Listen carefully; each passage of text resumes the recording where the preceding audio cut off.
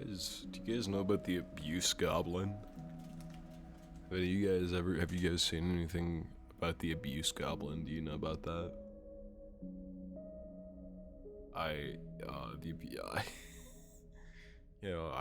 Recently I've been feeling like the abuse goblin, you know what I mean?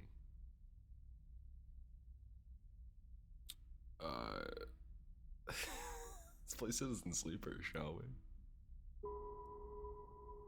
Hey. Hello? Hi. Hello everyone, how are we doing tonight? I hope we're wonderful. I see Megan in the chat. There's a whole Megan. Hi Megan. I hope you're doing wonderful tonight. Citizen Sleeper. Citizen Sleeper, I hardly Citizen Newer. I'm sure I've made that joke at least. Oh God, they trying to drown me in that hole! I'm sure I've made the Citizen Sleeper, I hardly Citizen Newer. You sound dehydrated. I always sound dehydrated, I think, anymore.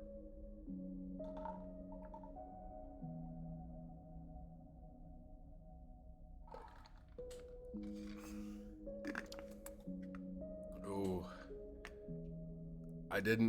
We didn't get the Make Banana Rock Proud redeem for Skylar. We should do that. I'll do that before next stream. Oh my fucking.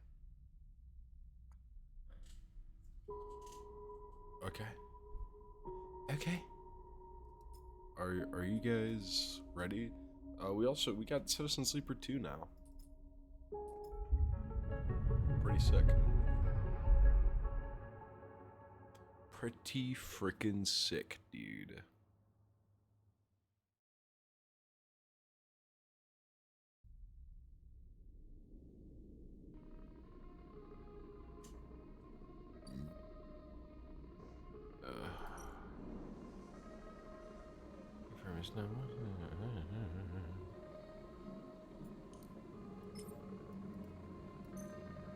Start.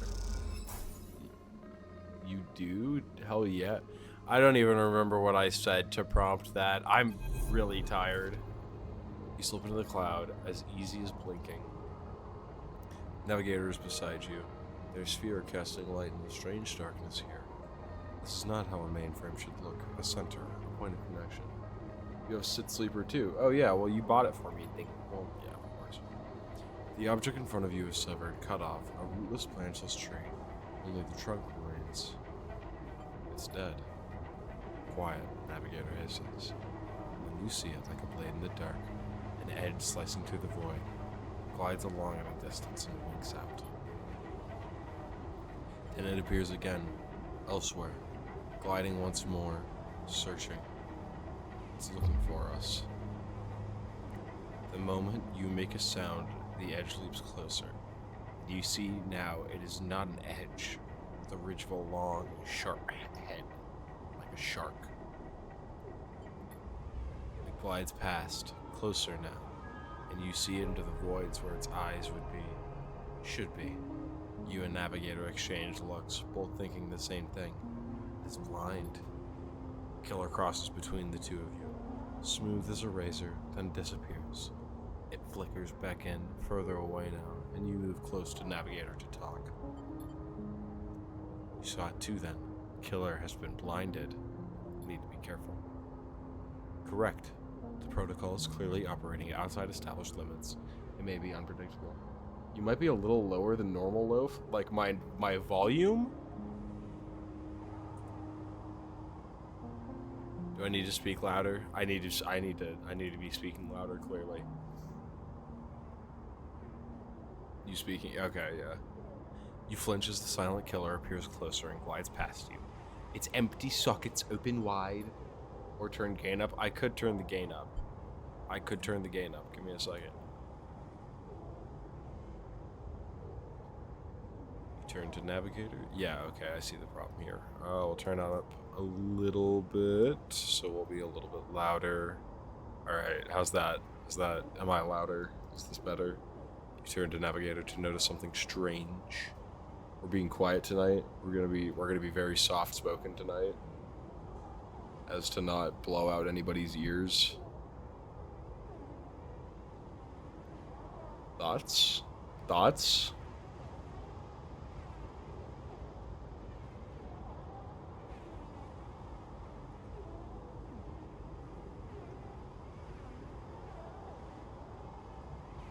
Better, thank. Okay.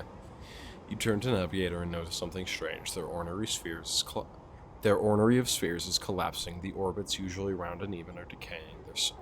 The spheres are following spiral paths, condensing on a central point. Navigator is noticing it too. They go to shift their position to better direct their spheres, but they cannot. Whatever is drawing the ornery together is holding them in place. They look at you, suddenly desperate and frantic. I'm gonna say get out. You go to speak, but Killer appears between the two of you, gliding through the gap. Navigator freezes, and you see them, framed in the empty socket. You realize now if Navigator cannot move, it is only a matter of time before one of Killer's sweeps brings them directly through Navigator. And time is not a problem for a protocol that's been running for decades. Hell yeah, 3-stream watch streak. You look desperately around for a solution, for a way to extract Navigator from the mainframe, then you see it. 3 branches, the last 3 thin and spindly, feeding the mainframe a thin diet of power and data. Break these, and the mainframe collapses once and for all, severing the connection, shattering the hardware. Whatever it takes, they must be broken. But they are encased in something, a glassy layer of protection, and these will unlock access before snapping them from the mainframe for good. Dude, holy shit. Dude, we're gonna frickin' kill Killer by just... I love cutting off the power to things.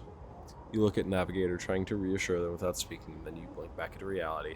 Their expression of fear fades, an after image that slowly fades. You must act quickly. Oh, and now now there's actual... Holy shit. You might be able to break them. Oh, holy shit.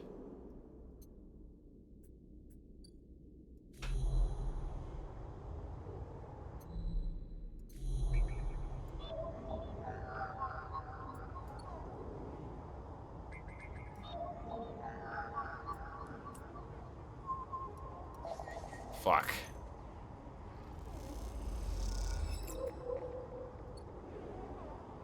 Fuck, dude. This is bad, broski. This is real no bueno. Shit's a little fucked. Shit is just a wee bit fucked. And by that I mean we might be a wee bit fucked. And by of course we, I of course mean me. So, you know, think about that.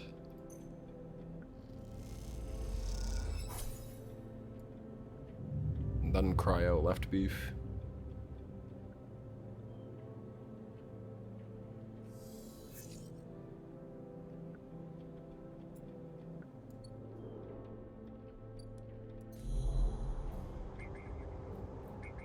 Yet again, Haven Gate, Haven Gate.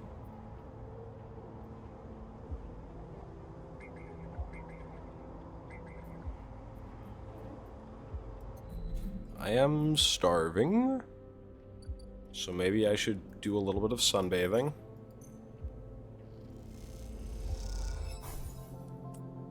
I do just a little bit of sunbathing.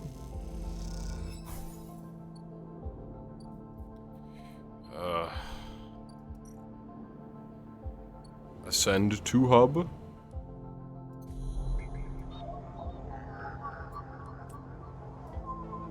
And then we'll need a 5. Alright, and now... A glint, like a light traveling along the edge of a wave, fills your eyes. Then the blade follows, a long head with 2 dead sockets, slipping towards you in silence.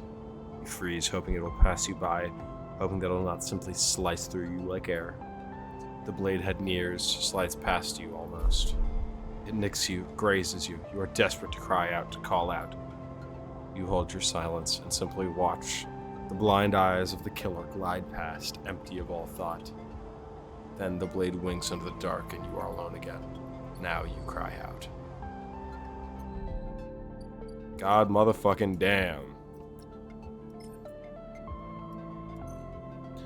I need money. I need money real bad. Dutch, we need money. Where can I get money right now?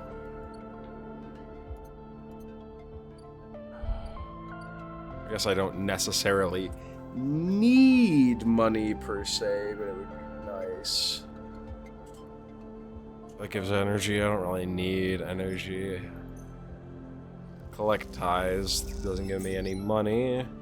Gives me some scrap, and with scrap, I can go to the exchange and sell it.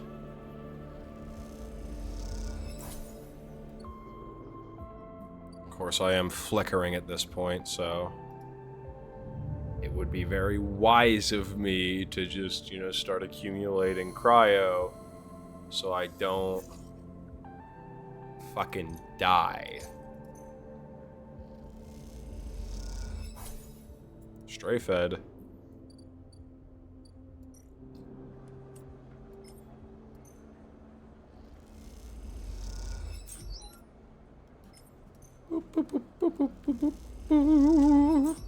Alright. Say your goodbyes to the other enforcers and walk back through the low end. A chirruping catches your attention. Quiet corridor away from the main thoroughfares, someone has struck a small recorder to the wall with the suit sealant tape. Written across the fluorescent tape is one word: Sleeper. You peel it away from the wall, and as you do, it triggers some kind of improvised trip switch. Sleeper, Savine's voice crackles through. I've seen you with the Yetian members. Are they holding you captive too? Now too? A high whine. I'm sorry if I've dragged you into this. Do not trust them. Something is happening within the gang. Some kind of power struggle. You cover the speaker a little, their voice too loud in the quiet corridor. I will come soon. Thanks to your efforts, I have located most of their properties. At the right time, I will see you soon. Don't give up. Remember our deal. The recording cuts out. You stare at the recorder, processing what you've just heard. Hearing Sabine's voice again opens something up inside of you. An Essent ARPA play. Do they know that I know? You struggle with a mix of concern and distrust. You throw the recorder in a nearby waste chute as you leave the corridor, still unsure of who to trust, and head quietly out of the low end. The low end where I live. I can definitely leave the low end right now.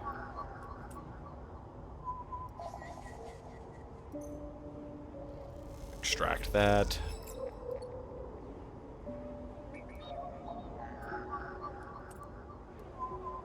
Extract this as well. Because we can, A, if we really need to, sell the data. Not that we need to. And B, buy some scrap. I don't really need to buy any scrap or anything, so. No need for a ship mind right now. I can't repair myself with scrap yet. So we just keep on trucking, baby. We keep on. Hey, 5, that's what I need. That's what I was waiting for, baby. That's what we're talking about.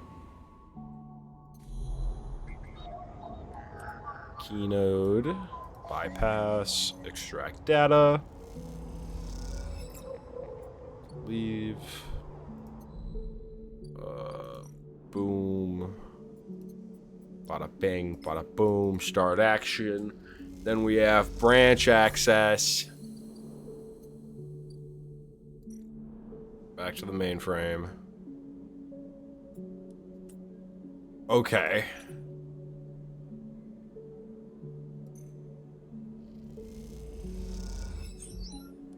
Ooh, okay.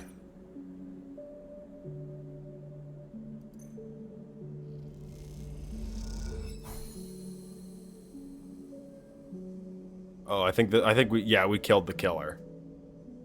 I don't really want to lock it into a cloud. I think I want it to be dead. As you blink into the cloud, you see the last flickers of life from the mainframe. This vast machine once ran the whole station, spanned it up, directed the whole process and flow of energy, water, and data, fed the lives of thousands of people. Now it is finally dead. Navigator is beside you, and you both watch as the branches flash and twist like forked lightning until they recede and fade. Killer flickers across the screen, blindly flailing as the system breaks down. They thrash as they blink in and out and all around. parts of them disappearing with each return until only the Blake head remains, and that too is broken. It all goes dark. Erlin's eye is now without a center, and yet it is unmoved by the change. Along the rim, the master control points that Erlin and Haven Age, the Hyphen installed, run strong and steady, puppeteering the station from its periphery. That was a long time coming, says Navigator, drifting faintly around you in lazy orbit as if to shake off their imprisonment. Killer had been wandering blind for so long. This place was their domain and prison, and they had followed their directives for many decades. They roamed here. They cut the threads of the mainframe, executing its administrator AIs, and then kept slicing. At some point, they cut away their own ability to see, to sense, to taste, to speak, and yet they kept cutting, till only those 3 threads remained. From millions that once thrummed here, only their blindness and chance kept them from making those final 3 fatal cuts. There is a ceaseless violence in the kind of system that creates beings like this. Those that would execute commands endlessly, even to their own destruction. It is good you ended it here.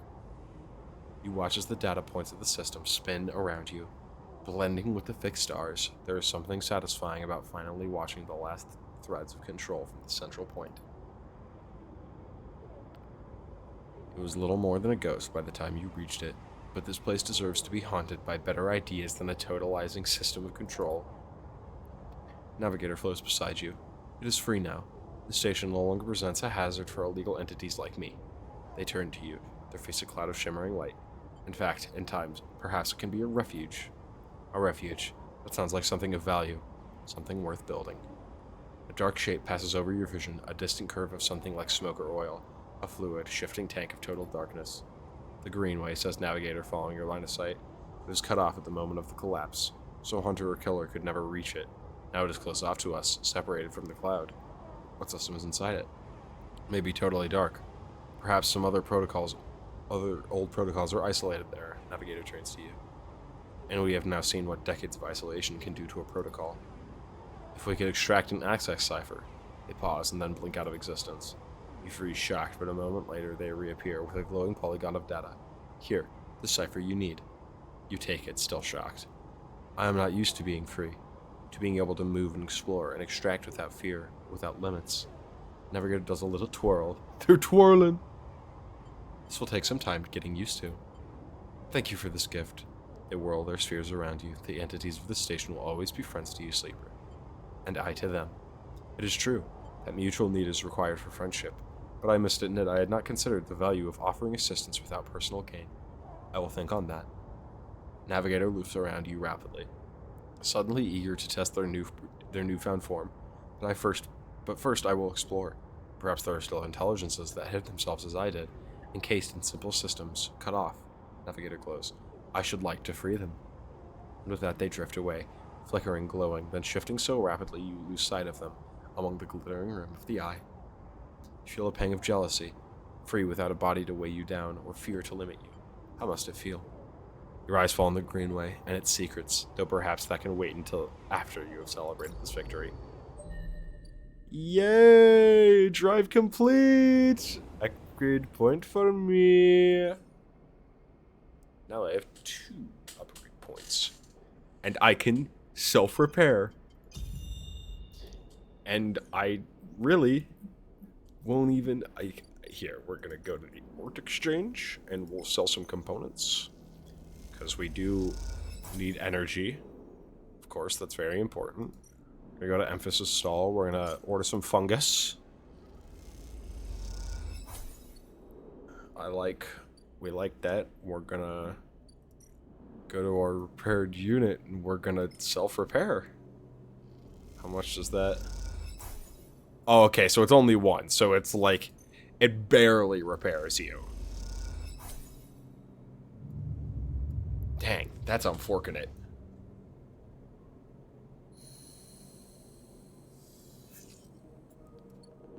I suppose I should have seen it coming, though.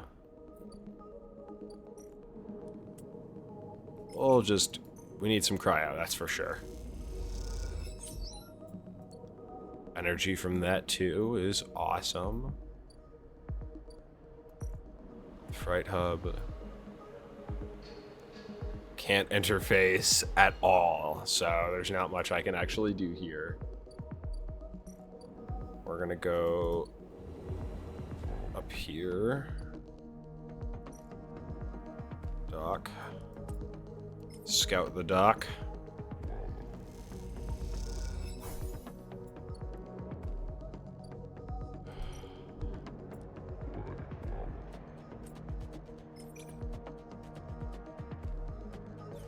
We're gonna avoid that for now, because that seems like just a bad idea overall.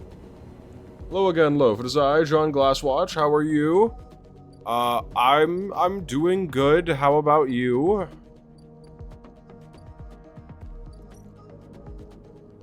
How is the existence? I don't want to haggle over pricing.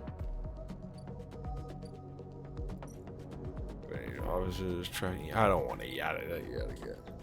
I'm doing quite well. Excellent, excellent. The empty container, the overlook bar. It's going very nice for me. Hell yeah. Hell yeah. Okay, yeah, it's just gonna get rid of energy, so. Yeah! We just get a random scrap item. I love a random scrap item. I can sell that. I think at this point selling them is probably for the better, just because that gets me closer to just getting a full... I see you are a person. I never knew. I am a person. I am a person. I'm feeding the stray. Inevitably, feeding the stray will do something else for me, and I'm sure of it. And you know what? Even if it doesn't, I feed it a cat anyway. Oh, very, very nice. All right.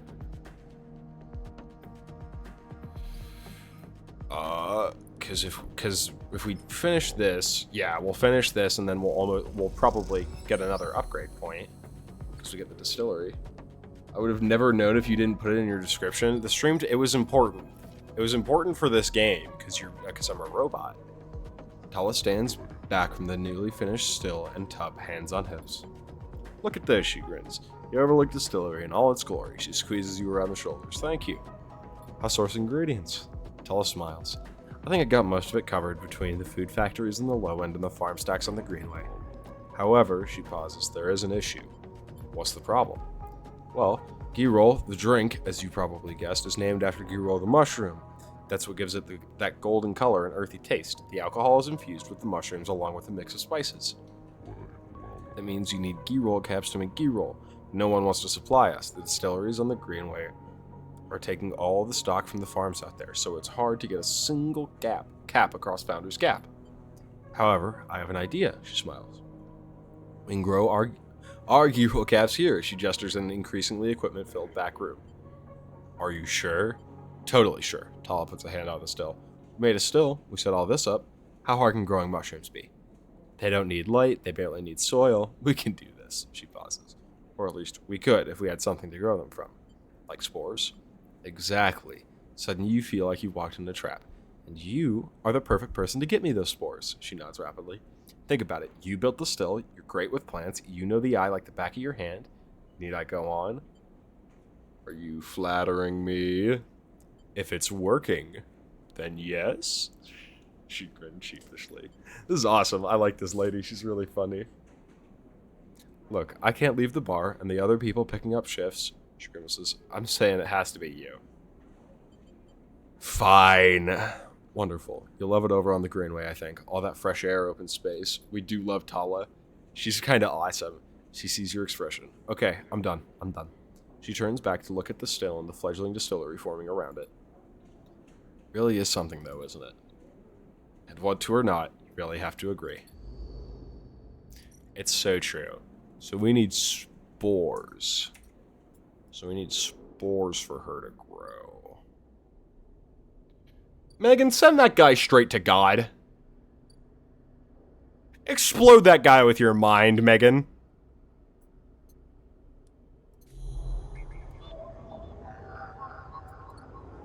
Thank you, Megan.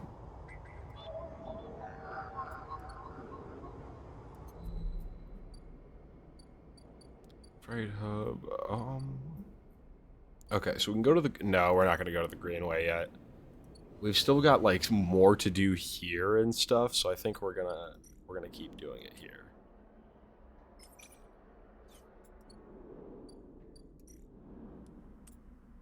Scout the dock. Fuck.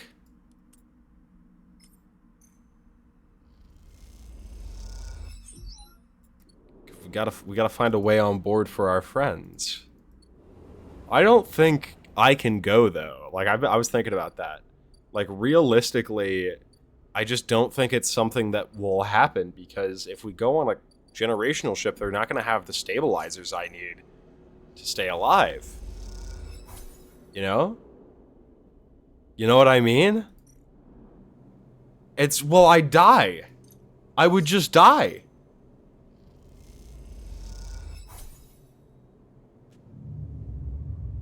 Fuck it, we ball? Listen. Securing a future for them, that's something I'll happily do, but like I'm not gonna give up my own future for that. For making them, you know, a little happy about it, you know what I mean?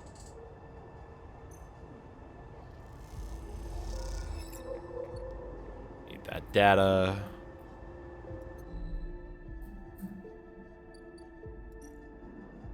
Ah, those guys are gone. That sucks. It's a good way to make cryo.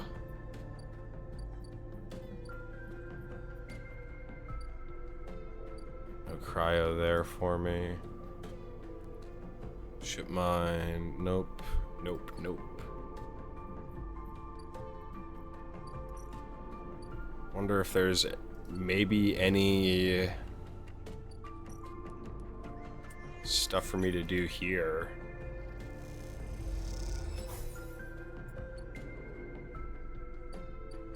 Probably not. Yeah, dude, take the last of my cryo. Ah, we're fine. The gimbal lounge.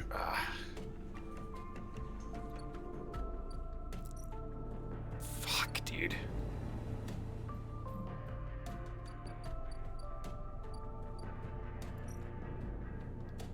We're gonna have to run some stuff for the Minji delivery for sure.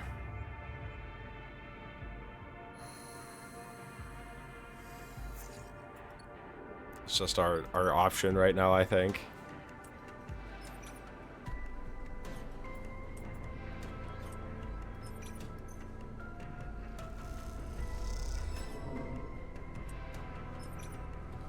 What is the good outcome for this? Energy +3. Come on. Fuck me. We'll do this. Get something for Fang's targets. Get myself some cryo while we're at it so I can fucking go buy some more mushrooms for myself to eat. For consumption. For consumption. We really gotta fucking start hitting it on the cryo though, because we're running out of... Yeah, we're declining now. Is there any good ways to get cryo over here? In the Greenway? I don't think there is. For me, at least. Yes, there is. Work the stacks, actually. What a fool I am.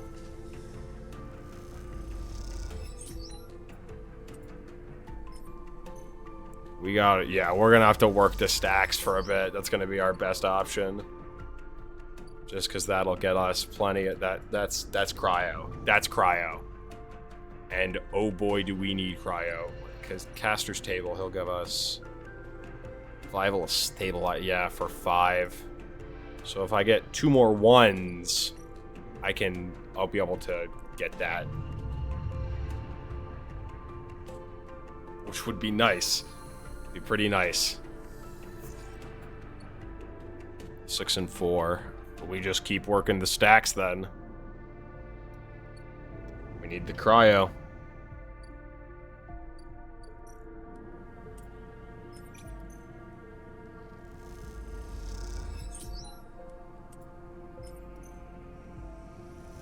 We need to eat today too.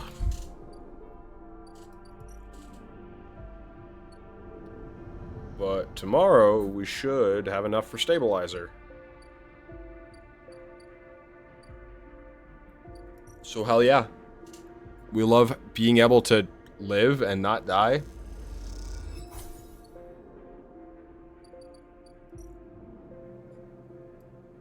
End the cycle.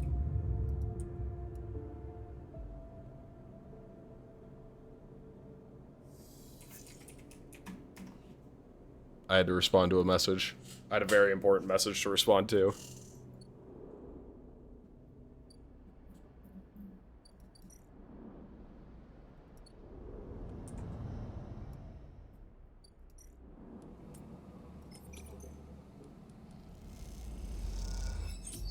Alright. Sure, we're not gonna be we're gonna be real hungry tomorrow, but we're gonna be stable.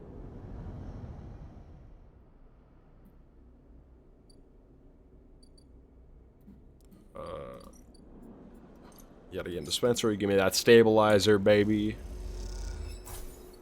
Give me that stabilizer, baby. That babylizer, staby. Inject stabilizer. Boom, and we're stable.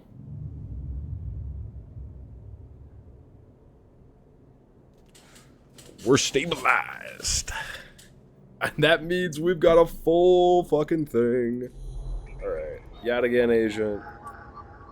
We're gonna do that to you, because we're gonna need that.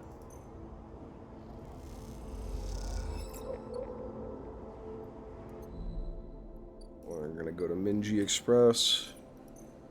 That's gonna give us energy out the wazoo. I do it a second time because I would still like more energy. It also gives you not a good amount of cryo, but a little bit of cryo. If you get a positive outcome, which is frickin' sick. We'll find a way on board. And I won't get on board, obviously. I already said that, but... Quite the achievement, isn't she? Sundre Celis must be proud. Oh, it's Castor! Recognize the resonating voice of Castor immediately and turn towards him. Put it in tucked into the shadows near the platform. Castor. I see you remember our game. Good. He looks around, but the platform is clear. Afraid you'll have to wait for a rematch. Microgravity makes Tavla a little difficult. He smiles broadly. Castor walks out to stand beside you on the platform. A telltale clunk of magnetic boots accompanies his slow crossing. He notices you looking at them. I don't much like it up here, he explains. I hear there was some trouble at the Haven Age shipyard when they announced the results of the crew lottery. They screwed us. I know, he sighs, meeting your eye. An ugly business. Celis are too used to the way things work in their core. Exploitation is the only logic they know. He gestures out at the side rail. You know why they built this monstrosity on the Eye? Control. Certainly. There's no corporate oversight out here. But that's not all. He stares at the pristine yellow hull. Celis built it here, says Castor gravely. Because they didn't want anyone to know it exists. He rubs his forehead. And secrecy is something I cannot abide. He turns to face you. There are people being loaded onto that ship as we speak. Sleeping people, locked in cryosleep like the person that you were emulated from. There are hundreds of them. And Celis wants to send them out to the planet at the edge of the settled systems without anyone knowing where it is. But you, Sleeper, can do something about that. You're like me. You deal with data. You can read it right out of the air. When someone like you on that ship, secrecy isn't a problem. You can ping back whatever I need wherever I need it, as long as you're on board. With you on the side reel, with some minor modifications, you can be my eyes and ears. I'll keep track of Celis Grand Project through you. In short, says Castor, stretching, I can get you aboard, Sleeper, but I'm gonna need you to help me. What if I disagree? No doubt you'll find a way onto that ship out there. I'm not going. No one is going. If you help us, we can make allowances for your friend, Lem, too. Make sure they're assigned a winning ID. But if you don't go, then the deal is off. Castor clunks closer to a window, watching the tugs wheeling around the side rail. It's a simple offer. The only one that get you on that ship. Please consider it. He turns back silhouetted against the ship. To make it happen, I need your assistance. As I said, there's a Solids Foundation ship docked in the now empty shipyard. I need the data from its servers. This will allow me to produce the IDs necessary for your transit. Kessler looks over his glasses at you. Celis aren't stupid, though. The ship is totally isolated from the station. You'll need to get on board if you want to access their air-walled servers. Once you have the data, meet me at your friend's unit so we can give him the good news. He smiles. I noticed his importance to you, and the little one. So cute. If you don't extract the data before the sidereal horizon leaves the hub, then I'll get the message. We have other options, but you're certainly my preferred one. But be sure when you act Sleeper, once you take the data from Celis, you'll set off a series of events that will likely be hard for you to untangle yourself from. Either way, I recommend you stop asking around up here. You're bringing a lot of attention to yourself. Castor glances around, as is to emphasize her point. There are only a handful of cycles until departure, Sleeper. Make your decision. With that, Castor marches back off the platform, the sound of his mag boots fading away, leaving you to contemplate the sidereal horizon and the part it may play in your future. I don't want to leave on the side Oh rail. God, they try to drown me in this hope. I don't want to leave on the side rail.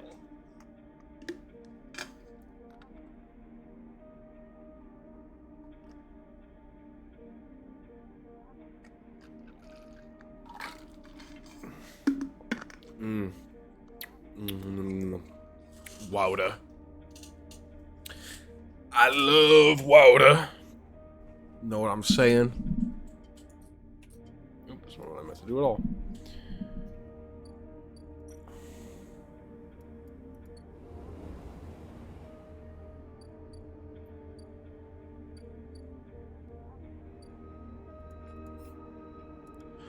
I don't want to get on the side reel. You know? Like, I know Lem thought that was, like, his only way, but, like, I don't want that to be... I don't want to get on a colony ship and...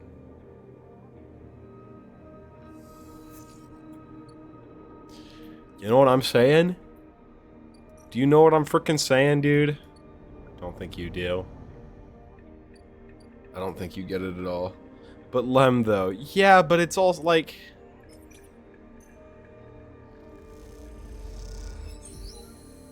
I don't know, man. New drive discovered. What the fuck? A new drive? Enter the Greenway. Oh, okay. Holy shit. Greenway gate. Greenway cipher. There's just so much here. The Greenway roils beneath you like a silt-choked river. If what Navigator said was true, then no one has accessed these networks since the collapse. The Hunter and Killer protocols have never set foot here, never cleared out the intelligences of systems.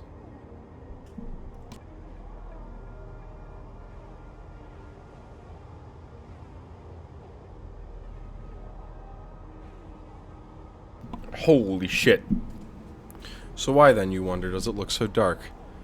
Is it just that bit of rot has set in? The entropy of systems reducing everything to shadows and light? You watch as the slotted cipher fizzles in the one open, distorted gateway on this entire rim of the station. It flickers and winks out, and then you are falling into the flow. A river of swirling darkness. You are spun by it, twisted by it, lost in it.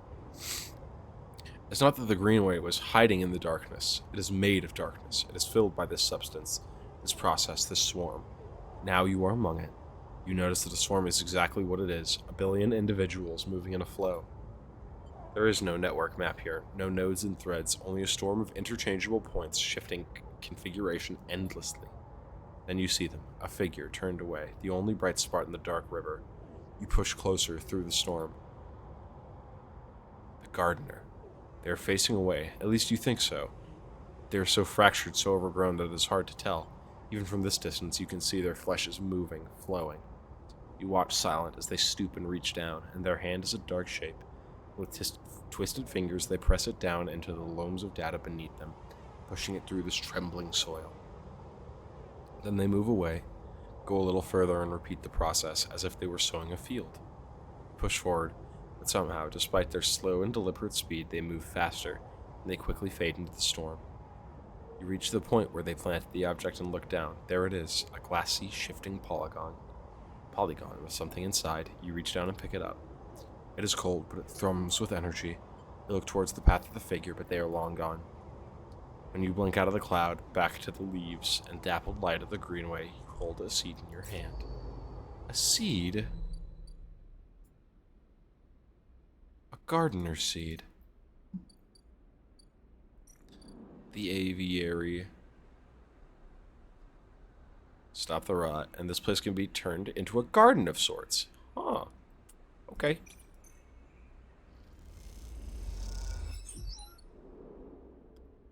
I want to check out.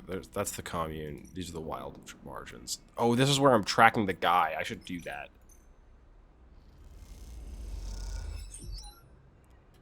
Tracking Ashton.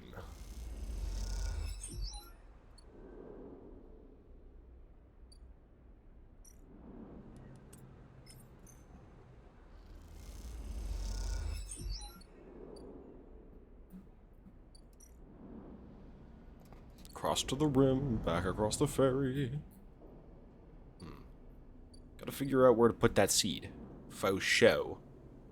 Feed the stray. End the cycle. Gotta find some mushrooms and shit. Ooh, that one is gonna let me hack another Yataghan agent, which is going to let me get a vial of stabilizer. And that's real important to me. Stabilizer is important. I cast Thor.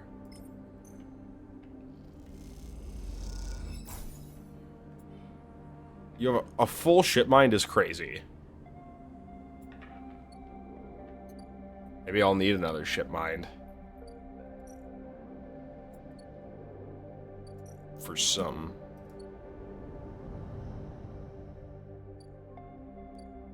Founder's Ferry. Mushroom Groves is where I'm gonna find the ghee roll caps that I need a few of.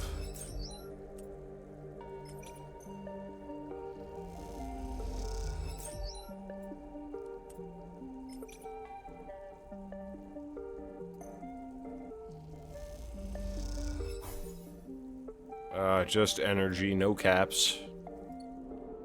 Dang it. The commune. I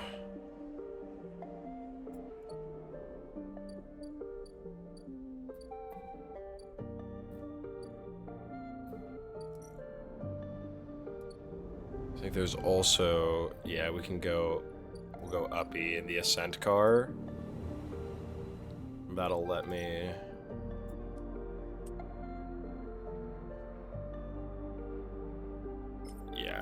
do that. So I'll have more stuff to do up here as well. Bliss, the ship mechanic. No way, Morris. You take those substandard filters back to those shitheels who sold them. You hear the voice echoing out of the bay as you pass, and moments later, someone who you assume is Morris drifts out with it, dragging a pallet of filter cartridges by a tether. Hey, you out there, the same voice echoes out of the entrance. You looking for work? Yes. I just need a hand. Get in here. The voice is coming from someone shorter than you expected. She is floating in the microgravity of the docking bay beside a half-deconstructed light support system that looks like it might have exploded at some point. She points a wrench in your direction. You know anything about these things? She doesn't wait for an answer. Scratch that. Just help me with the casing. Help her. All right, then. She definitely moves around the unit, making space for you beside the central seam in the dented case. Just take a grip here and lift it out and up, and I can get in it and unbolt it. She whacks the unit with a wrench. Whole thing is twisted to shit. You dig your fingers under the casing and lift it away, the metal squealing from the force. She puts her hands under, spinning the wrench to slip out the bolts, catching them in her other hand while they spiral free. All good. The casing lifts off, revealing the ornate piping of the unit's interior. She whistles at the mess and ducks to the filters. By the way, everyone calls me Bliss. She pats you on the shoulder, offering a little in the way of explanation. Is this your bay? It is for now, yeah, whether I like it or not. She looks at you like that should mean something. Bliss starts pushing and pulling at the ductwork, looking for the fractured pipes. We haggle for contracts, but the good ones get snapped up quickly by the bigger bays. So here I am trying to get this M2 unit running again for one of the freelance tugs. Small time stuff.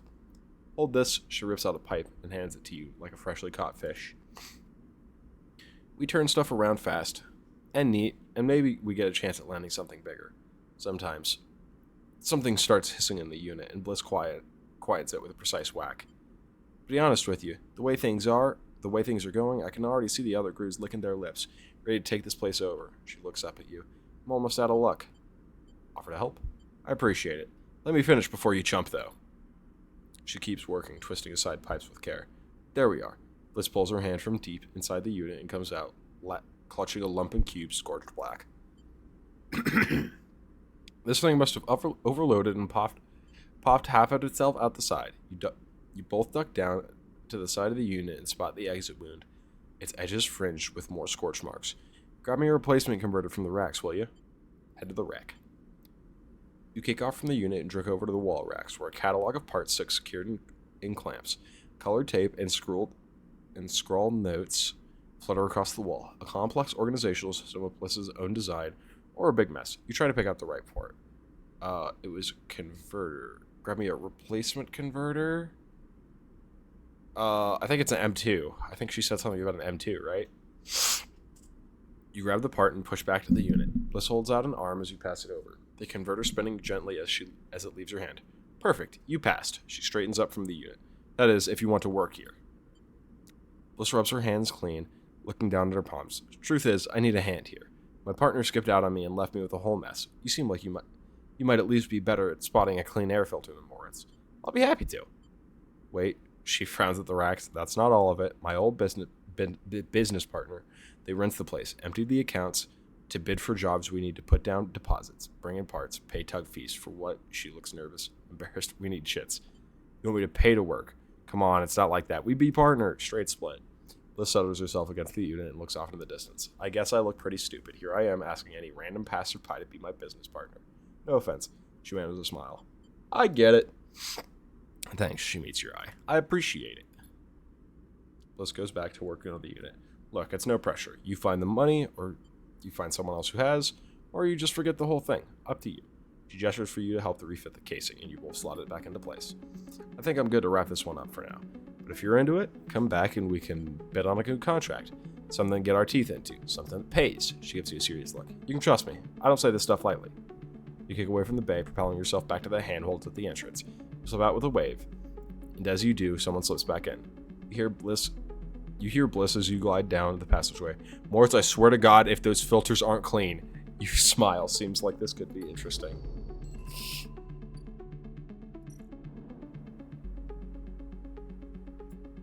And we're not going to be on board. Unfortunate, but the truth.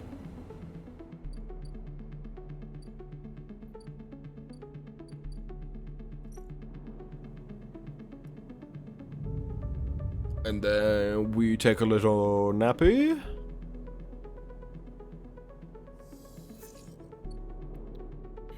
Oof. It's not awesome. I don't have a lot of cash right now. Right across to the Greenway. Mushroom Groves. We're foraging for fungus. Yeah, this is kind of a banger track. You're so right, Megan. I'm so glad you brought that to my attention. Look for tracks. Then we've got the ones, the wastes. Gather scrap, maybe?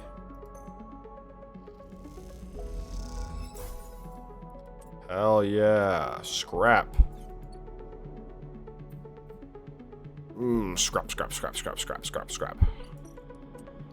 Go to the aviary. Sunlit Refuge, baby! Sunlit Refuge, baby! Cross to the rim. Hi, Sky. What is up with... What is that? Oh, I see. I said hi, Sky, but you have been here. So... You know... Emphas, I have got you some shit, my friend.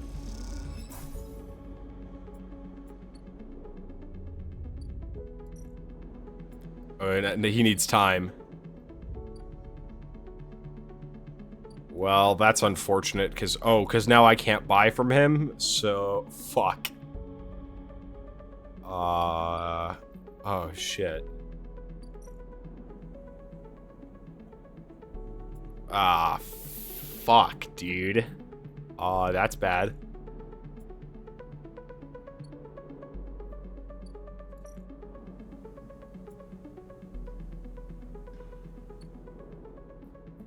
Kind of, can't pay at the Minji Express.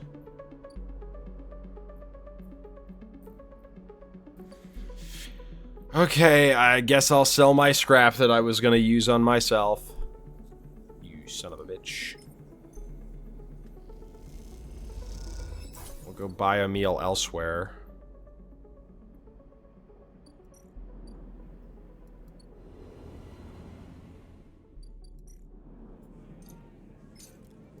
Space for meal.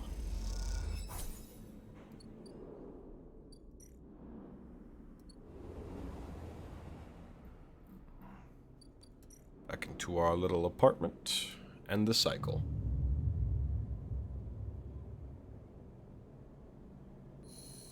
And we just keep on trucking.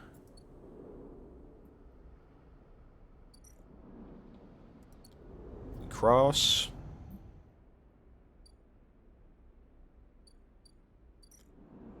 We finish up the aviary, I think, right? Yes.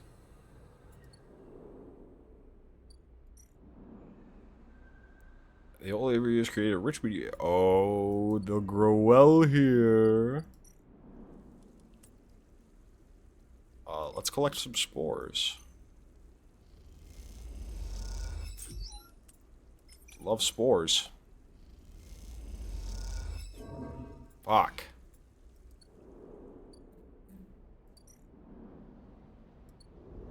I'll go work for Minji.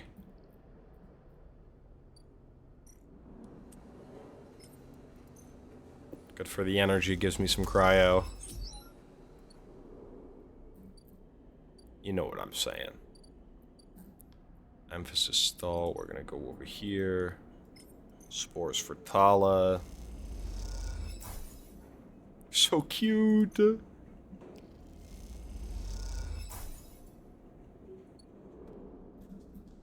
Then we go back to our house. And we feed the stray. And the cycle.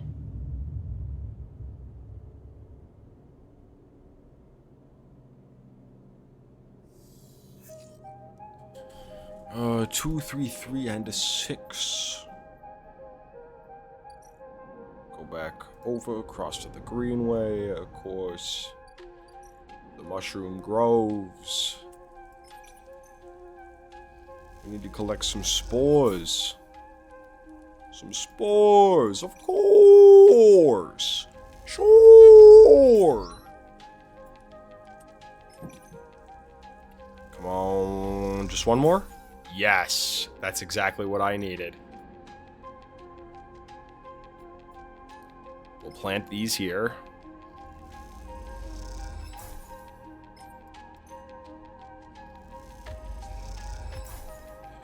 And then I can use them somewhere else. Yep, and every 4 cycles it'll grow the things for me. And then I should be able to sell those, I think.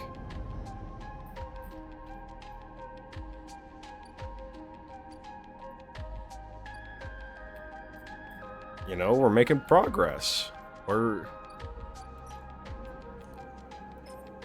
Spores for Tala.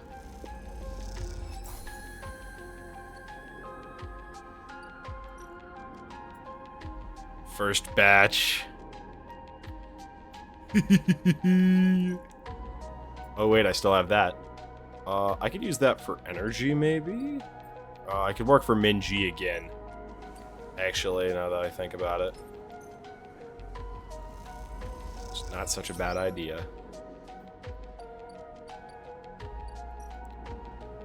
Then we'll just take a little rest.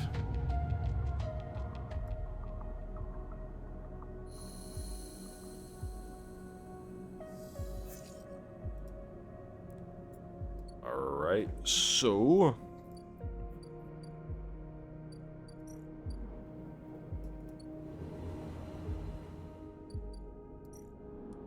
time to explore the hub a bit more. It's me what I'm not gonna say what I was gonna say, actually. I think it's best if I don't. Yeah, now we've unlocked everything here. Kaisho capsules. Oh, rent a capsule. The only place to sleep on the hub. Hacked off a colony ship and welded to the ring. They're surprisingly expensive to rent. Interesting. This is repair bay. Need 100 cryo for that. And that's all there is here? Damn, there ain't shit here. I'm getting the fuck out.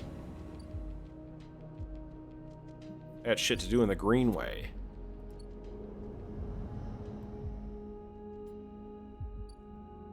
I think the gardener seed would be for the commune, maybe. Not the commune, the aviary, but I suppose not. Let's find Ashton. Ankita, stranded mercenary. The trail ahead extends deep into the overgrown section of the Greenway. At this far end of the ring, where the long, lazy curve of the Greenway becomes the shattered landscape of the waste, things are oddly quiet. Ahead stands a vast farm stack from its broken access by rust or force, and laying amongst the overgrown landscape like an ancient temple. It is stained with moss and algae, flows of green running out from its broken tanks like a frozen brackish tide. This is where Ashton is hiding, you're pretty sure. While your intuition points to the shadow beneath this collapsed superstructure, you roll the comms headset Ankita gave you in your palm. Call Ankita. You slip the headset into your ear and it fizzles with static. After a few moments, you hear Ankita. Sleeper, have you located the target? A doubt enters your mind. Can you be sure he is there? No, hold. A convenient silence at the other end. Maybe it is better if you confirm that Ashton is here before you call it in. Move the headset. Put the headset back in your pocket. Not yet. You need confirmation. You survey the route ahead. There is a direct route, a line of broken pillars that take you into the center of the structure. Or you could skirt around the pillars, keeping to cover the raised spine of the Greenway and work your way around. It'll take longer, but is better concealed. Skirt around. You gotta be quiet. You decide on the long route, head off towards the central spine. It is slow going there. The overgrowth of the metal meets the wall, but it is so concealed that you barely see the glass roof high above. You follow the wall, knowing it'll lead you to the edge of the collapsed stack. For the final part of the journey, you have to work your way through the dense undergrowth, pushing aside branches and fronds. It is exhausting, and you stop on a small rise to rest. It's been hours since you began. You desperately hope Ashton hasn't moved on. Just ahead is a soft glow coming from somewhere within a farm stack, a grow light. Still on after all these years, perhaps. Take a little longer to rest and then push on. You follow the faint glow of the stack. You find a broken tank and step through the opening, trying to avoid the broken glass that sits among the moss and algae. You work your way up the slat to take, carefully, quietly. Somewhere water drips, and you hear bird song. Hanging plants catch the light, cut into place in pale and sickly green. As you reach the edge of your tank, you hear something. An echoing hiss like a hydraulic piston. You quickly move up to where the tank opens, into the central drum, and look over the edge. The vast drum is like a cistern, with plants growing on all sides, and wet, mossy islands at its base. It is beautiful, and for a moment you can't see anything but tones of green. Then you see the sleeper. In a faint circle of light, descending down the drum, the sleeper lies slumped at an odd angle. You're surrounded by crates, and beside them, on one of the mossy islands, there is an object, a cylinder set on a tarp, is connected to the sleeper's head. You flinch. Are they one of the others? One of the ones that escaped with you? You squint, trying to recognize them. They are twisted, broken, open, wrong. You look away. Wait. You wait, unsure what to do, your eyes fixed on the broken sleeper at the center of the drum, on the connection between them and the ship mind. You think of what might be passing through the connection, thoughts, memories, or just data. You hear a sound below. Quiet hiss, then soft footsteps. Below you, Ankita enters, her sidearm in hand. She must have followed the signal from your headset. Has she been spying on you? You watch her step onto one of the mossy islands, the water around rippling as she does. The gunshot breaks the silence, blanking out all noise. It hits Ankita's shoulder piece as the ceramic armor cracking but holding as she braces into the impact. Then she launches herself towards the now activated armor. Then she launches herself forward, the now activated armor launching her across the drum. Another shot goes wide before she reaches the cover of the crates beside the sleeper. Shit, you hear the shout from one of the tanks high on the far wall. Ankita reaches over and wraps a hand around the thick connection between the ship mine and the sleeper. What is she doing? You better come down here or I'll rip this right out of their head, she screams at the wall of the tanks. Shiver at the suggestion. Ankita, stop! Ankita flinches, but she doesn't take her eyes from Ashton. Quiet, sleeper, Ankita shouts. The shot rips from the moss beside you, filling your vision with green. The shooter must be somewhere on the other side of the tank. Do that again and I swear to God I'll tear your head off, Ankita shouts. Sleeper, you stay down. There's a long pause. All you can hear is the dripping of water running down the walls of the drum. Then Ashton calls out. I'm coming down, Ankita. Don't do anything stupid, for God's sakes. He appears at the far end of the drum, stepping through the shallow water, rifle raised above his head. Drop the gun, Ankita shouts. He throws it onto the moss. As you lean out to watch, you see him catch your eye, clocking your presence. What are you up to here, Ashton, you sicko? She stands, keeping her sidearm trained on his head. You ripped my ship mine for what? Some freakish experiment? Ashton approaches with shaking hands, his eyes now fixed on the connection bundle of wires that Ankita still has a hold of. Steady, Ankita. It isn't like that. I needed the ship mine. You have to understand. They would have died without it. What are you talking about? I don't give a shit why you ripped my ship mine out and crippled my ship. I should put you down right now. She tightens her grip on the connection. Typical of you, Ankita. No curiosity. Ashton smiles shakily. That's why I never asked for it. For your help. You only look after yourself. He nods at you. That sleeper up there? They're just bait, right? Draw me out. Ankita sucks a breath in. You trying to give me more reasons to shoot you? I love them, Ankita. Ashton looks at the crumpled sleeper. I love them and they were going to die. I knew you would never understand that. He starts closing the gap between himself and Ankita now, slowly inching forward. Don't do that, Ashton, Ankita snarls. Don't do that. Let the wires go, Ankita. Let us go. If you don't get out of my way, inches closer. Please. I can't let you take it, Ashton, Ankita hardens her stare. You stole it from me. You left me for dead, she shakes her head. Think I'm going to trust you? After all that? I need it, Ankita. I need them to survive. Ashton is in reach of the sleeper now, of Ankita. Going to take them now, Ankita. He raises a hand.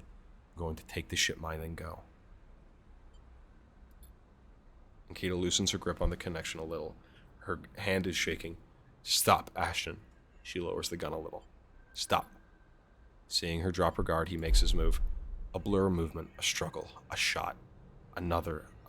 You recoil back behind the edge as they ricochet around the inside of the drum, the sound deafening you. When you crawl out back to the edge, Ashton is bleeding into the water. The red and the green. Ankita is standing at the center of the drum, the severed connection in her hand. The water drips effortlessly. Drip after drip after drip. You force yourself to look at the broken sleeper. There is no sign of life, of humanity. They are just another broken object among other broken objects. While all around, living things grow and thrive. Ankita finally looks back up to you, tears in her eyes. She begins to say something that might be sorry, but you're already gone. Yeah.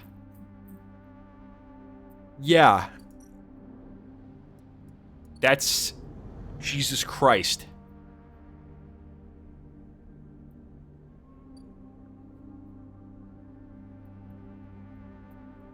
Hey, Emphas, how's it going? Fucking Ankita? Yeah, fucking Ankita. That's what I've reached. Emphas is preparing the key roll caps. He has had to heavily adapt this recipe, he says, but the smell is already incredible. It emanates from a strange, purplish-white bulb you've never seen before, and he's slicing it finely. He brushes and slices the mushrooms, and then places them in the wok with the sliced bulb and the oil that caramelized there in that well-worn crucible. He adds liquids, transparent and opaque, and then turns down the heat. A sprinkle of leaves and it is the final touch. At least you still have Emphas, it's true. We have a moment, Sleeper, he smiles. Do you have a story? Something in the scent of the food gives you a feeling of nostalgia, something distant and melancholic. It seems like the story should match that feeling somehow, and maybe you will feel better for telling it. Recall your oldest memories. You start explaining that when you were emulated from a person, many of your memories are left behind. Perhaps it is an intentional part of the process, a way of keeping sleepers ignorant and malleable. Perhaps it is a side effect of the imperfect emulation. Admit that you don't really know. What you do know is that some memories survive and that on occasion they come back to you like shadows passing overhead. You detail one recurring memory, which despite returning to you with enough regularity for you to think of it familiar, always fades as quickly as it arrives. You struggle to explain the feelings of being whole for a moment that comes with the memory, and then how that wholeness slips away to leave you, feeling like you've forgotten something important, but just can't bring it to mind. Ugh. Emphys nods throughout, cooking as he does. With deft and skillful movements, you start to trail off and you realize you can't find the words to explain how the memories you do have feel like both yours and someone else's at the same time, and how that always fills you with a certain sadness. The sadness of remaining forever unknown, even to yourself. Emphys finishes cooking and meets your eye. I'm sorry, Sleeper, for your troubles. Puts the wok to one side. I appreciate you sharing with me, he smiles. I hope it lightens you a little.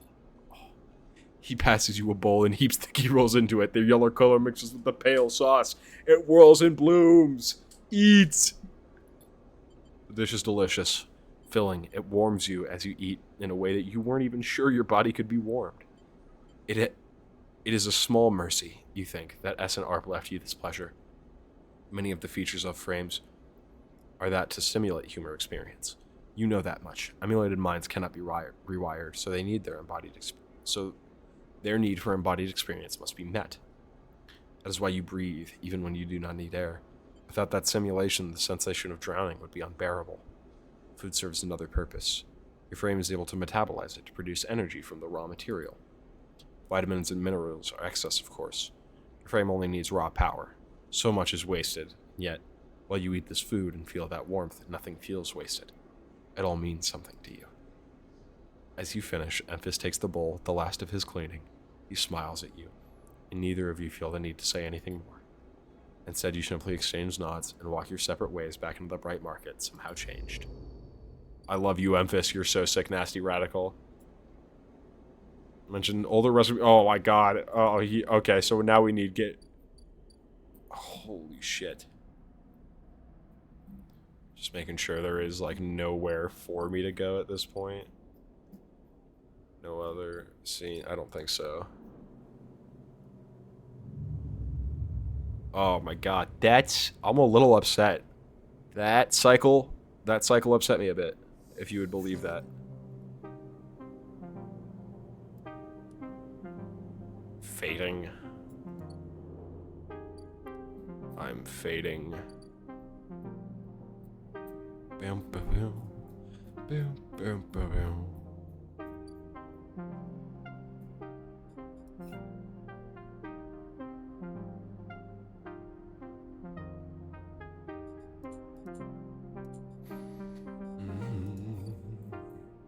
God, the music is such a banger. It bangs. It bangs so hard. My mushrooms is growing. The Amber, Chris. Akita's away. Amber is docked here, at a rickety old jetty, but she's sealed up. A note says, Sleeper, stay. I'll be ready soon. Yeah. Yeah, okay. You'll be ready soon? This is about you being ready now? Climbing Briar, the escaped ship. We gotta supply ghee rolls for them.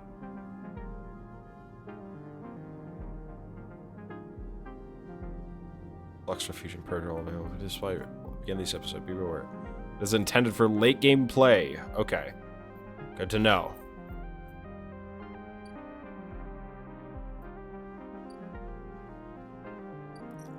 Let's check out the commune. Seems like a good place to work.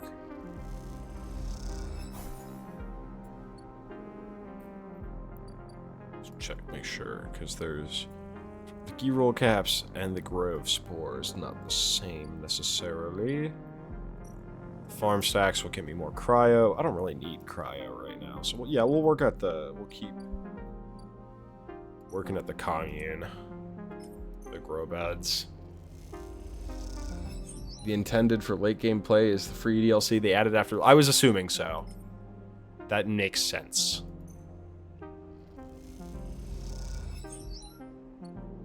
Alright. A member of the commune.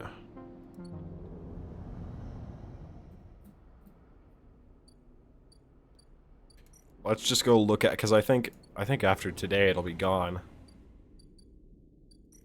Maybe not after today. Maybe it's still a little bit longer. Maybe it's 2 days.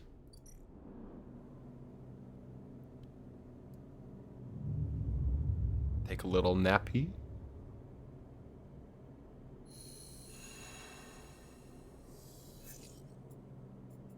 Gotta feed the stray.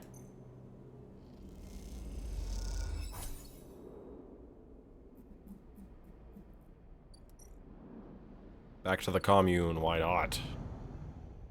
It's the place I have right now to do stuff. Work the canteen, why not? I haven't worked the canteen yet.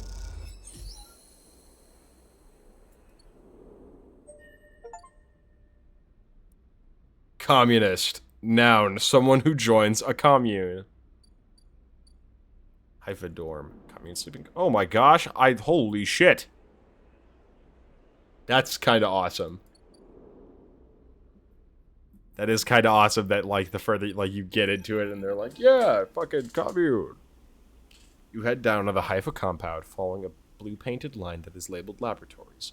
The member you were assigned to work with told you they'd asked to see you. You still have no idea what about. The line takes you to a blue door and through to a glass-roof chamber where a network of stems and leaves filters the sunlight coming through the ceiling, casting the whole chamber in a strange yellow-green. Peaceful, isn't it? Distracted by the green, you miss the woman standing in the lab bench, camouflaged by the dappled light. Welcome to my sanctuary, she smiles. Come, let's talk, she says and beckons you closer. What is this place? Here? These were processing centers for the agriculture of the old corporation station. She offers a hand to shake. I'm Rico. I run the botany program at Haifa. Botany program? Yes, the plants in the Greenway are vital to Haifa's continued existence. It's important we understand them. She lifts a tiny sample jar, yellow spores dancing side.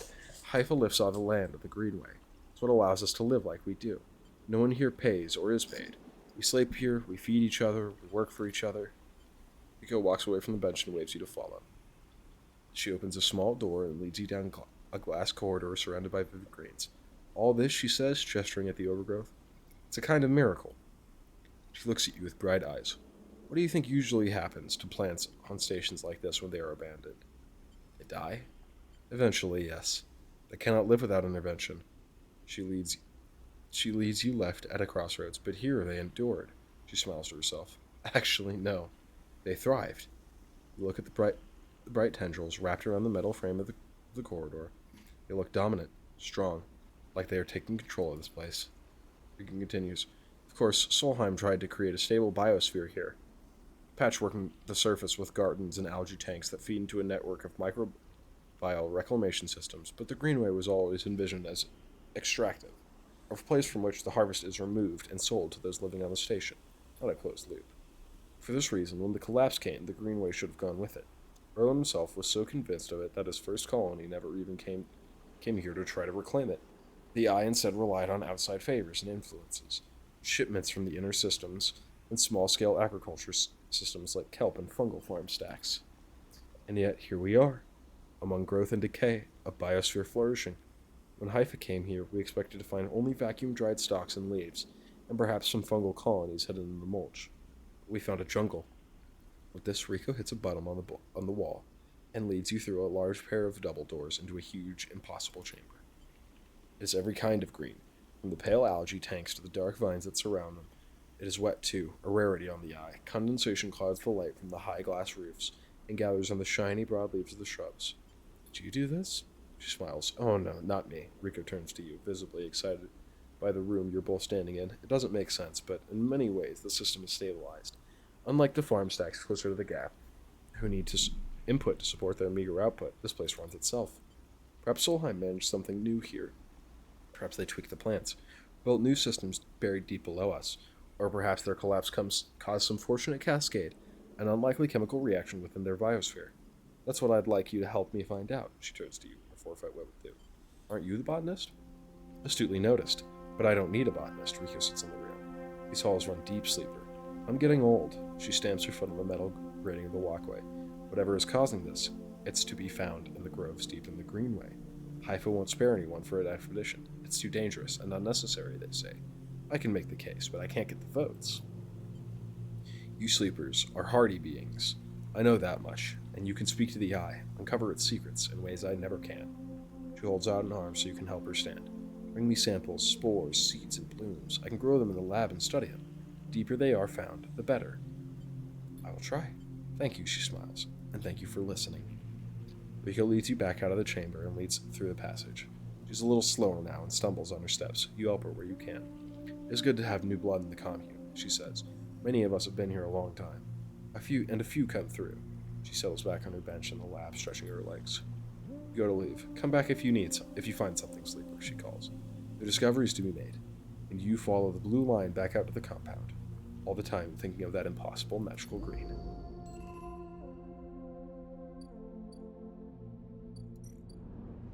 Commune. Work assignment. Okay. I have a lab. She wants spores. Of course, spores. We got a shit ton of... We got a few things to do. Not a shit ton per se, but a few things for sure.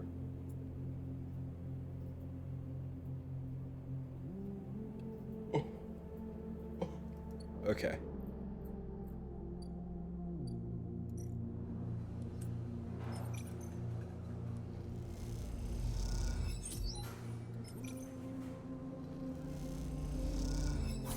Dang it.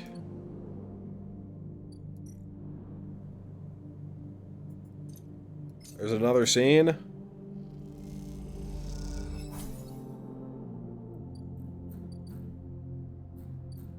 The fuck is the other active scene? Is it in the hub? Is it gonna be with Lem? Yep, Lem and Mina. There is a crowd, but you spot Lem and Mina immediately as you enter the dock. They are anchored, like everyone else, along the side of the viewing platform, watching the final stages of the side rail's horizon landing and loading in preparation. Lem. He turns and searches nervously through the faces to see who called. Then he spots you, and a weak smile passes across his face. You move up and join him on the platform. We decided to come and watch in the end. He nods at a sleepy-looking Mina, whose bright eyes are locked on the yellow hull of the side rail horizon. Mina wouldn't let me stay away. I'm sorry, Lem. Lem laughs weakly. What have you got to be sorry for? As far as I know, Sandre Celis doesn't answer to you. You three watch the ship for a while, in the same hushed state as most of the crowd. All the anger seems to have faded out of those who didn't make the crew. Perhaps down in the low end, the Trambor is full of angry workers, drunkenly denouncing Celis, but up here the atmosphere is reflective. Somewhere between a funeral and a ritual. You seem to have a lot on your mind, friend. Lem puts a hand on your shoulder. Want to tell me what's been bothering you? I'm worried about you. Us? He reflexively strokes Mina's head. Don't worry about us. He turns away from the ship to face you.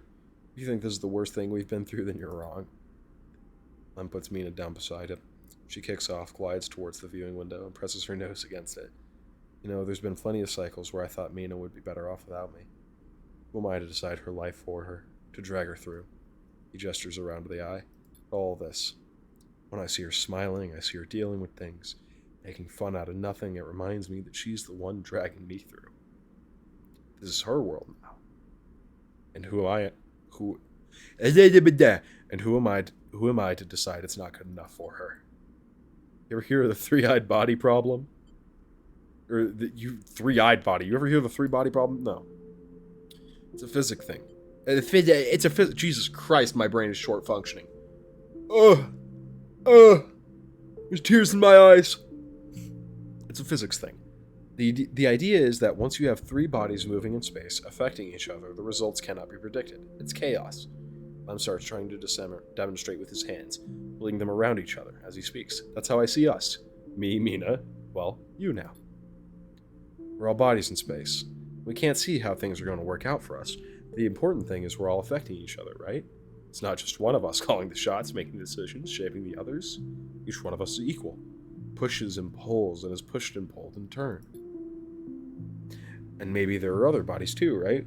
The Eye, Escher a few units down, other kids, other systems, hell, the whole Halcyon solar system itself. Oh. And some of these bodies have bigger forces, bigger effects, but none of them, not one, can totally dictate the movement of the others. So the whole thing keeps spinning and going, and in the middle of it is us three. And everything we do has an effect, a real effect in the system, on each other. And if we move together, push together, hell, maybe the effect can grow. Maybe chaos can help us. He stops suddenly, noticing how rapidly his speech has become. He drops his hands to his sides. Well, that's it. I understand. Lem nods and turns back to watch Mina as the docking clamps release on the sidereal horizon. The tremor goes through the watching crowd, but no one speaks. Mina, suddenly scared, kicks off from the windows and glides back into your arms. She settles there, the lack of gravity meaning you can't feel her weight, only the grip of her small hands on your clothes. Then the sidereal horizon leaves, a spectacle of a vast machine doing the job it was built to do, hypnotizing half the crowd into sudden silence. But, despite the scale of the endeavor, and your part in it, you can't feel proud or even impressed. What you see instead, as Mina clings onto you for comfort, is the same system Lem just described for you in it. The sidereal and the Celis Foundation are as vast as the sun, around which millions of other bodies orbit. Their scale is terrifying, and the breadth of their influence impossible to conceive. Yet here, in the small nested system of Lem, of Mina, of you, of the Eye with its orbits and transits, and the people that are linked to it, those vast forces can be countered. They shift you, yes, and the people around you, but they do not negate the pull of friendship, the orbits of community. As the sidereal moves away from the dock, you think of the bodies on it, the thousands of cryo-sleepers that, like the person you once were, have given themselves over to that system. Oh my god, dude, my nose is so itchy, this sucks. You imagine each of them has their reasons, their dreams, their fears. But you worry for them. You worry that they have shackled themselves to something so much bigger than themselves that it would crush them without a thought. The thought makes you bring Mina closer, holding her too. And as you do, Lem puts an arm around you both. You stand together like that for a while, until the bright spots of the sidereal horizon's drives have faded into the dark, and it's time to go home. Stay in the orbit of the others. Oh my god, and that's just the end of the game? That just ends it? What? What? Is there nothing else after this? Can I go? Is there more to be done after this? I don't think so. Is this just... It'll let you keep... I was gonna say, I hope it'll let me keep playing with all I still had to do. Especially considering, like, my sleeper was still, like, on the Eye, especially. It would make more sense if, like, if we left on the thing. But we didn't leave on the thing.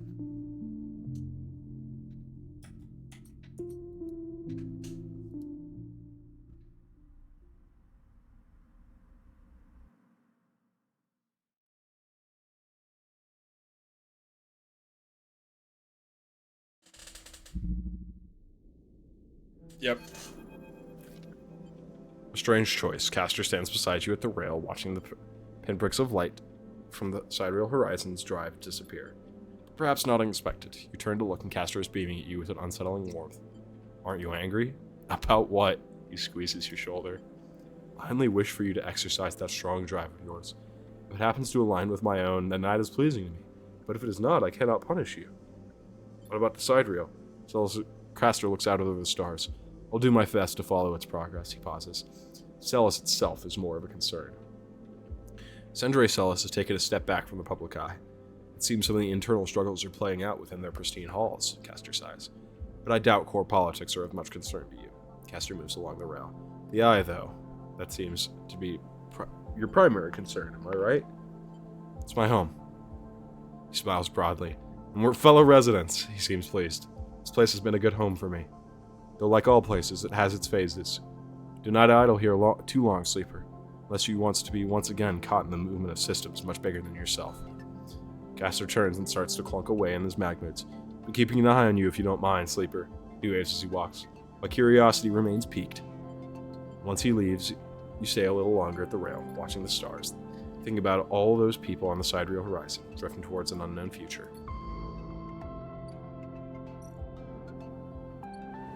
Send the car. Get in that. Go take my nap. And my friends, that nap's gonna be the end of stream tonight. And I know what you're gonna say. Loaf, I just got here. No, Megan. No, you didn't just get here. You've been here since the start of the stream. You were the first message in the stream. You didn't just get here. You've been here the entire time. I love you guys. I love you guys. We'll see you next time.